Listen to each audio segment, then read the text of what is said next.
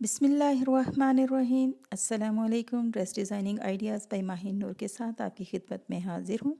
आज मैं आपको तरीज़ वाला कुर्ता कटिंग करने के तरीका सिखाऊंगी। तो इसमें सबसे पहले जो बात मैंने आपको समझानी ज़रूरी समझी वो ये है कि जब भी आप मर्दाना कपड़ों की कटिंग करें तो उस वक्त पहले कपड़े की किनारी, जिसको हम कनी बोलते हैं, उसको उतार लें ताकि आपके कपड़े में किसी किस्म का कोई खिंचाव ना आए। इसके बाद अब तरीज़ के कुर्ते के लिए सबसे पहले जो हमने इसके तीरे का निशान लेना है और जितना भी तीरा हमारा तैयार होता है उसमें 1 इंच फालतू सिलाई का हक हम डालते हैं। यानी आपका तीरा अगर 8 इंच है तो हमने उसको 9 इंच लेना है और 9 इंच को डबल करके हमने उसका फ्रंट और बैक दोनों उतार लेने हैं। लंबाई और चौड़ाई का कुलिया एक दफ़ा फिर मैं आपको याद करवा दूँ कि लंबाई में तैयार नाप में आपने 2 इंच फालतू लेना है और चौड़ाई के लिए आपने तीरे के नाप में 1 इंच जमा करके तो आपने उसका तीरा उतार लेना है। अब मैंने फ्रंट और बैक दोनों की कटिंग कर ली है।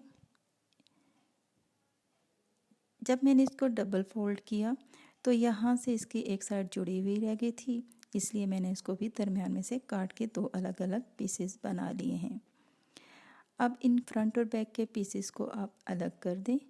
अब बारी आती है तरीज़ की।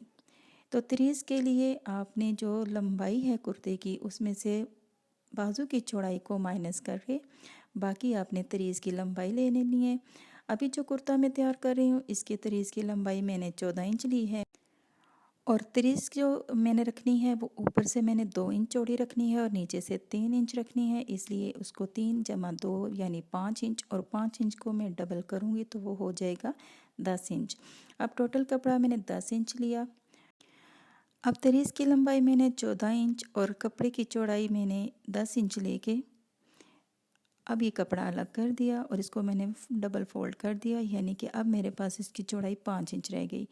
तरीज़ के लिए मैंने एक साइड पे 2 इंच का निशान लगाया और उसके बिल्कुल क्रॉस में भी मैंने 2 इंच का निशान लगा लिया। अब इन दोनों निशानों को मैं आपस में मिला के तो यहाँ पे एक लाइन ड्रॉ करूँगी ताकि मेरी कलियाँ बिल्कुल बराबर एक जैसी कट जाएं। ये मैं लाइन ड्रॉ करने लगी